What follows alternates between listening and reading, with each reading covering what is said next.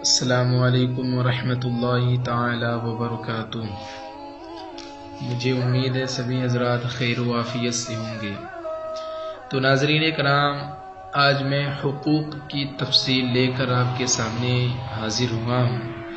آج ہم سمجھیں گے حقوق کسے کہتے ہیں۔ برادران اسلام، حقوق کی دو قسمیں ہیں۔ اول حقوق اللہ، دوسرے حقوق العباد۔ پھر حقوق اللہ کی دو قسمیں ہیں۔ ایک وہ کہ اگر ان کے بارے میں بندہ سے قصور واقع ہو تو وہ صرف توبہ سے معاف ہو سکتے ہیں، جیسے کہ شہر میں جمعہ اور عیدین کی نماز کے چھٹ جانے کے گناہ، یا شراب پینے، ناچ وغیرہ دیکھنے کے گناہ۔ اور دوسرے وہ جو صرف توبہ سے نہیں معاف ہو سکتے، جیسے نماز نہ پڑھنے، روزہ نہ رکھنے، زکوٰۃ و فطرہ ادا نہ کرنے اور حج و قربانی وغیرہ نہ کرنے کے گناہ، کہ ان کے معاف ہونے کی صورت میں صرف توبہ نہیں ہے۔ ناظرین کرام، بلکہ چھوٹی ہوئی نمازوں اور روزوں کی قضا کرے، جتنے سالوں کی زکوٰۃ اور فطرہ نہ دیا ہو اب ادا کرے، صاحب نصاب ہو کر جتنے سال قربانی نہ کی ہو ہر سال کے بدلے ایک بکرہ کی قیمت صدقہ کرے، خود حج نہ کر سکتا ہو تو حج بدل کرائے، مال نہ رہ گیا ہو تو حج بدل کرانے کی وصیت کرے، اور توبہ کرے تو معاف ہو سکتے ہیں۔ یعنی ناظرین کرام، توبہ کے ساتھ ان کی ادائیگی بھی ضروری ہے کہ یہ چیزیں صرف توبہ سے نہیں معاف ہو سکتی۔ اور رہے حقوق العباد یعنی بندوں کے حقوق، تو وہ حقوق اللہ کی دوسری قسم سے بھی اہم ہے۔ ناظرین کرام، اس لیے کہ خدا تعالی ارحم الراحمین ہے، اگر وہ چاہے تو اپنے ہر قسم کے حقوق معاف کر دے، لیکن وہ کسی بندہ کا حق ہرگز نہیں معاف کرے گا جب تک کہ وہ بندہ نہ معاف کر دے کہ جس کی حق تلفی کی گئی ہے۔ اسی لیے سرکار اقدس صلی اللہ تعالی علیہ وسلم نے آخری وصیت میں خاص طور پر اس کی اہمیت کو ظاہر فرمایا، اور زمانہ صحت میں بھی ہمیشہ اس کی تاکید فرماتے رہے۔ حاضرین کرام، مشکوٰۃ شریف کی حدیث ہے، حضرت ابو ہریرہ رضی اللہ تعالی عنہ سے روایت ہے کہ رسول پاک صلی اللہ تعالی علیہ وسلم نے صحابہ کرام سے دریافت فرمایا، اتدرون مل مفلس، یعنی کیا تم لوگ جانتے ہو کہ مفلس اور کنگال کون ہے؟ تو صحابہ نے عرض کی، یا رسول اللہ، ہم میں مفلس وہ شخص ہے جس کے پاس نہ پیسے ہوں اور نہ سامان۔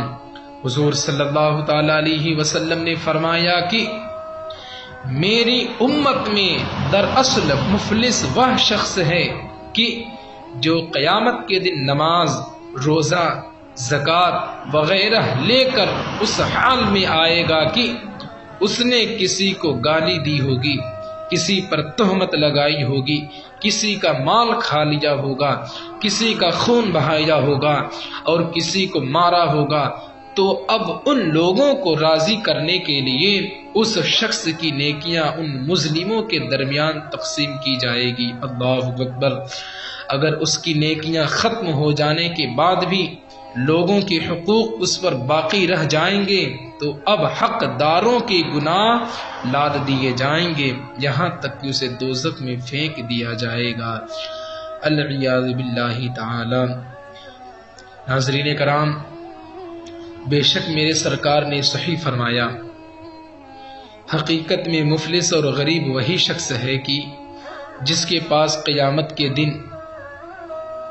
نیکیاں نہیں ہوگی، اللہ اکبر، یا وہ بہت سی نیکیاں لے کر آئے گا مگر حقوق العباد میں گرفتار ہوگا، ماں باپ کو ستایا ہوگا، پڑوسی کو تکلیف دی ہوگی، بھائی کا حق مار لیا ہوگا، ماں باپ کے مرنے پر بہن کا حق نہیں دیا ہوگا، یا دادا کے انتقال پر پھوپھی کا حق غصب کر لیا ہوگا، تو قیامت کے دن اس کی ساری نیکیاں ان لوگوں کو دے دی جائیں گی جس کی اس نے حق تلفی کی ہوگی، یہاں تک کہ اس کے پاس کوئی نیکی نہیں رہ جائے گی۔ اللہ اکبر۔ تو حقیقت میں غریب وہی شخص ہے، اس لیے کہ دنیا کا غریب اگر اس کے پاس کھانا نہ ہو تو مانگنے سے کہیں کھانا مل جائے گا، کپڑا نہ ہو تو وہ بھی کہیں سے پا جائے گا، سردی میں رضائی یا کمبل نہ ہو تو کسی کو رحم آ جائے گا، وہ بھی حاصل ہو جائے گا، اور رہنے کے لیے گھر نہ ہو تو سر چھپانے کے لیے کہیں کوئی جگہ مل ہی جائے گا۔ لیکن مسلمانوں، قیامت کے دن جب نیکیاں نہیں ہوگی تو وہ کہیں سے نہیں ملے گی۔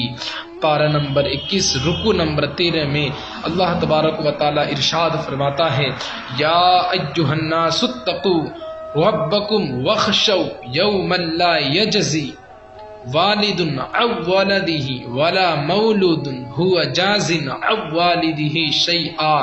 ترجمہ یعنی اے لوگو، اپنے رب سے ڈرو اور اس دن کا خوف کرو کہ جس میں کوئی باپ اپنے بچہ کے کام نہ آئے گا، اور نہ کوئی کام والا بچہ اپنے باپ کو کچھ فائدہ پہنچائے گا۔ اللہ اکبر۔ ناظرین کرام، اور پارہ نمبر 30 میں اللہ تبارک و تعالی ارشاد فرماتا ہے، یوم یفر المرء من اخیہ وامہ وابیہ وصاحبتہ وبنیہ لکل امرئ منہم یومئذ شأن یغنیہ۔ یعنی قیامت کا دن وہ ہولناک دن ہوگا کہ آدمی اپنے بھائی سے بھاگے گا۔ اللہ اکبر۔ غور کرو مسلمانوں، قیامت کا دن وہ ہولناک یعنی خطرناک دن ہوگا کہ آدمی اپنے بھائی سے بھاگے گا، اپنے ماں باپ سے بھاگے گا، یہاں تک کہ اپنی بیوی اور بیٹوں سے بھی راہ فرار اختیار کرے گا۔ اللہ اکبر۔ ان میں سے ہر ایک کو اس دن اپنی نجات کی ایک فکر ہوگی کہ وہی اس کے لیے بس ہوگی۔ مطلب یہ ہے کہ کوئی کسی کی مدد کرنے اور نیکی دینے کو تیار نہ ہوگا، تو حقیقت میں غریب وہی شخص ہے کہ جس کے پاس قیامت کے دن نیکیاں نہ رہے گی۔